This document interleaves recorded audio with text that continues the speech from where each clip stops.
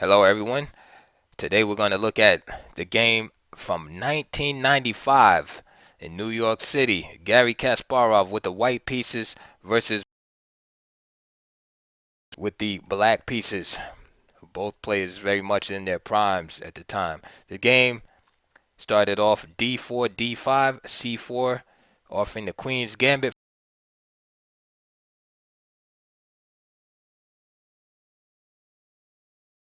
Defense. So this is why I chose this game to look at today. Chigorin's defense has always been an interesting um, defense for me to look at. Never really got into it, but I was intrigued by the fact that Alexander played several high-level grandmaster games with it. And after this video, I suggest you check out my video series. I made three videos analyzing could find of Alexander Morozevich playing the Chigorin's defense. Matter of fact, he came out with a book called the Chigorin Defense according to Alexander Morozevich.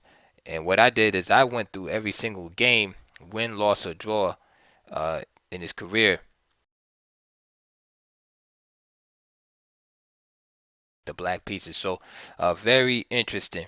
And at this time, you see Ivanchuck trying it against Garry Kasparov.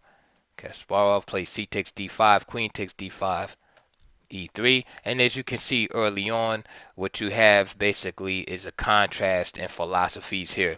You method attacking the center with its pieces and trying to control the center with the pieces, and you have white trying to control and establish his center with his pawns. e5 being played, early attack on the center, knight c3, and now bishop b4. So you can see one of the reasons behind e5 is to keep black from having to move his queen after the move knight c3. Bishop d2. Now the queen is attacked, and black gives up the bishop pair. So just to mention real quick, these are some of the knocks against the Chigorin, at least in the classical days when it was first played, and the reason why it wasn't really popular after Chigorin used it. One was the early departure of the bishop pair. Okay, that's goes against classical principles. Just giving up a bishop for a knight, really before the position is established to see whether you're going to really need the bishop pair in that position. So it's just too early to determine strategically whether you should give up the bishop pair. So this was one of the knocks against it. The other knock against it was notice how this knight on c6 is blocking the c7 pawn. So it was always looked at that the c pawn is needed in the queen's gambit to bolster and support the black center. So that was like knock number two against the Chigorin's defense. And so basically, these are the main reasons why it fell out of favor, and that also the third reason was that basically black doesn't really have a pawn presence in the center, and eventually white's pawns can dominate the center and drive black's pieces away. Okay, so these were like the three strikes against the Chigorin's defense, so to speak. And of course, through time, grandmasters have tried to pick it up and work on it and make it more viable. And like I said, the last one to really do so was, in a serious manner, was Alexander Morozevich. So I would say now the verdict on the Chigorin is that it is playable.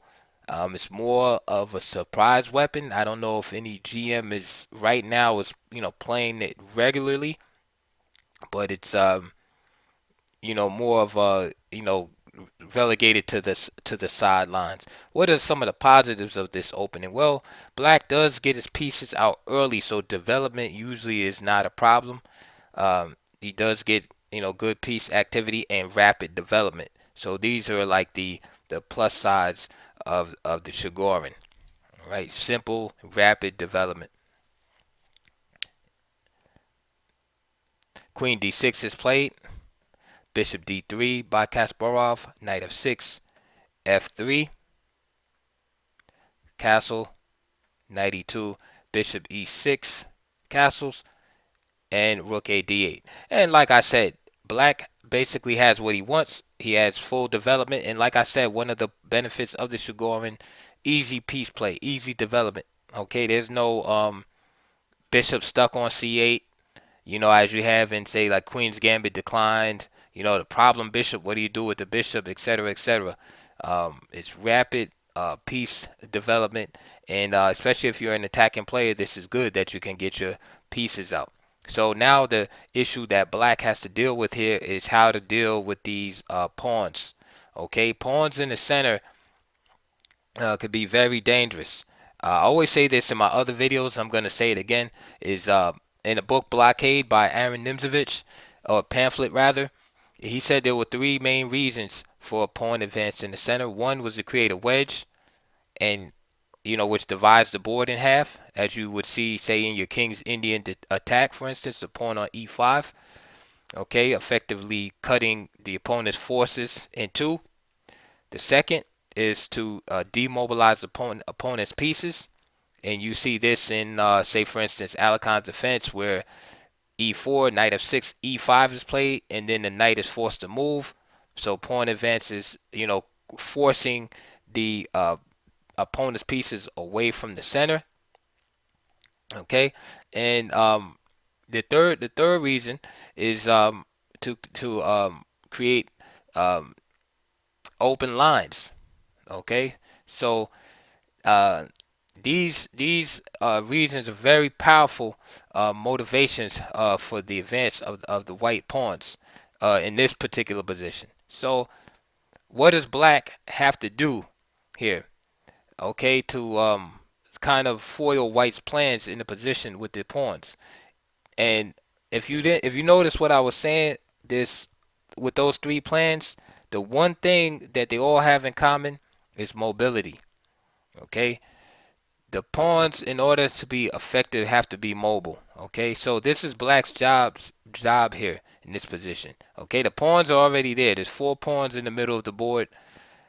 Black's job is to pawns, demobilize them. Once you demobilize them, then they just become um, liabilities and targets to attack. But as long as those pawns are mobile and able to move, they're very dangerous in the position. So this is what black has to deal with. He has to somehow try to work around those pawns, demobilize them, perhaps create weak squares where his pieces can land. And so that's the game he's playing. White is trying to basically steamroll black off the board and use his mobile pawns to gain space, drive the pieces to inferior positions, and eventually result in some type of overwhelming attack. Queen c1, knight d7, and now bishop e1, queen e7 by Ivanchuck. F5 seems a little more logical to me. So play could have gone bishop h4, and this is why queen e7.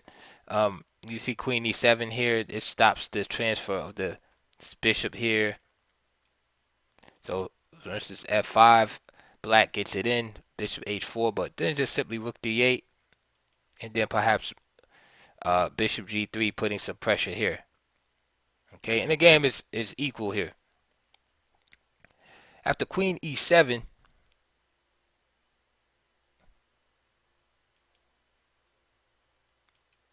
interesting is this move right here, queen b1, because now h7 is attacked, as well as b6. I'm sorry, b7. Okay, and now I doubt it was just an oversight by Ivanchuck. Okay, for instance, if he played f5 here, of course it stops the double threat. So queen b1 wouldn't be a factor here. So for instance, black could just play a move like knight b6 here. Okay, eyeing the c4 square at some time, playing simply a move like rook b8. So play here could go knight b6, Now if he does do this move, bishop h4, and just rook b8. Okay, and play just continues in normal fashion. So after queen e7, queen b1, I don't think that Ivanchuck had an oversight here. I think that he felt he had um, compensation here. He played queen b1, knight b6, so he decides to keep the b7 pawn. He gives up the h pawn with check, king h8, and Kasparov simply returns to d3, knight a5, okay? And Ivanchuck is clearly relying on his control of the c4 square for counterplay. Remember what I was saying. Black has to demobilize these pawns. Well, the other thing I didn't mention was just win the pawns. The reason why I didn't say that is because, of course, at Grandmaster level, you're not just going to win pawns, right? The pawns aren't going to be free. So that's why I emphasize demobilization. Of course, if you can capture a free pawn, win a pawn, then you just win a pawn. As you see, it's funny, I say that, and then you see Kasparov just snatch a pawn on h7. But generally, that does not happen. So the more emphasis has to be placed on demobilization, right, before capturing them. So you can see this build up against c4, e4. Okay, why is this possible? The reason why it's possible is because this knight is unprotected here on a5. So for instance, e takes d4, c takes d4. Now you got an unprotected knight. The bishop on e1 is attacking. And of course, threat. Remember, mobility. So the pawns are mobile, pawns are dangerous. Ivanchuck jumps in, knight ac4. What can he do but continue on with his plan?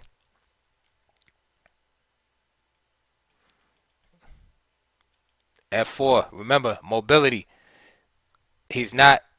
Ivanchuck is not able to stop the pawns from advancing. So this is why White's advantage is increasing. Okay, so f4. So basically, this move is just trying to provoke Black into giving up what little hold on the center he has left. f6. So Ivanchuck is trying to strong point e5. He's trying to hold on to little bit of the center. Okay. However, with this weakening of the king side, his king comes under attack. So now f5, bishop f7, rook f3. Okay, and this is Kasparov in the 90s, so you already know that the guy was just fierce when it comes to attacking. Okay, king g8, rook h3. Now e takes d4. All right. So in order to protect his king, okay, he's forced to give up his center. Okay, because he needs to use the e5. He needs to use this e5 square. All right. However, the move is double-edged because by giving up e5, it helps White because now White can use the f4 square. So this is what I'm talking about. Notice how the pawn here is protecting these two squares. Black gives it up, and now f4 is also available to White. c5, again, he's trying to attack the center, trying to break it down. And now d5. Okay, now White closes up the center. All right, but e5 is even stronger for White. Remember the idea of mobility. e5 is even stronger, and this is because of the pin after bishop h4, and you'll see what I'm talking about. So for instance, e5, f takes e5, right, and now bishop h4. Again, the theme comes and you see the rook and queen lined up. Okay, so that's even stronger. So d5 is played, and now knight e5. Okay. And now you might say, hey, look, the pawns are being demobilized now. The problem is, though, the pawns are in attack in Black's territory, okay? And these pawns, okay, are serving as wedges in the position, hindering the escape of the Black king, all right? So it's kind of one of those situations where it's like too little, too late. Bishop c2. So Black gets his c4 control finally, but his rooks, queen, bishop, and king are bad. All his pieces are bad. Okay, and this is what another thing I was talking about in Nimzovich's principles about advancing the pawns is that the demobilization of the pieces. Look at Black's pieces. Those pawns in the center of White have shut down probably 90% of Black's army. Knight BC4, and now Knight F4. Remember I was saying how giving up E5 also opened up this square for White. B5. So Black is just desperately hoping to create some counterplay, and he offers a pawn to Kasparov. That's the wrong guy to offer pawns to because Kasparov is not, Victor Korchnoi. He's not just gonna grab the pawns. He's all about the initiative in his heyday. So he just ignores it. Plays Queen B3. He could have played Queen takes B8, Rook B8, and he's still winning, but that's just not his style. He doesn't get down like that. Instead, he wants to just mate. So he plays Queen B3 with the idea of just transferring over to the king side. And I don't blame him. I wouldn't play Queen takes B5 either. Knight G4. Okay. And basically Ivanchuck is just playing with two knights, right? The other pieces don't count. You can basically take them off the board. All right, they're all shut out, and that's due to this pawn complex right here. So if you don't learn anything from this game, learn the power of using the pawns to demobilize your opponent. Queen G3, and he's just attacking with tempo here because the knight is here. Even stronger is just knight E6. So it got to the place where basically White has his choice of strong continuations here. Queen G3, Knight CE5, right? Natural looking move, but it's basically too little too late. If Knight CE3 here, it's just simply Rook D1. Okay. There's really nothing. And then just Queen takes G4. So there's really nothing Black can do at this point. So Knight CE5. And then just simply Bishop D1. And the knight on G4 is doomed, so Ivanchuck just simply resigned. There's no way to protect this knight. If he goes here, then the rook just snaps him off due to the pin. There's no safe place for the knight. And you can see right here is a case of redundancy of the knights. Usually the knights can complement each other, but in some positions they don't. They just get in each other's way, and this is one of those positions. So it was a short game, miniature game by Garry Kasparov in his heyday against a very talented GM Vassily Ivanchuck. Again, it's a great game to go over because it teaches you a lot about the importance of pawns in the center. Um, actually having the pawns in the center versus attacking the center with your pieces. And it's not that one philosophy is right over the other. It's just that in this game you saw what the classical approach looks like when everything goes right. You saw that Black was not able to hinder and stifle and destroy the white center. The center just was live for Kasparov the whole time. The center kept moving. You saw F3 get played, F4. You saw the advanced D5, and to the point where Black's position was totally cramped, which led to a lack of piece mobility, which then led to this end position whereby the knight on G4 has no safe exit, and he was forced to resign. So I hope you enjoyed that game, and I will see you on the next video. Please click the links below if you want to get a DVD on the opening. Every video that I do, I always provide links on the bottom where so if you want to get a DVD on that particular opening that's discussed, it'll be right there, or a book, it'll be right there on the bottom. So we're discussing the Chigorins. There'll be books and DVDs on the Chigorins defense below, and also as a donation link if you like this channel also. So I'll see you guys on the next video.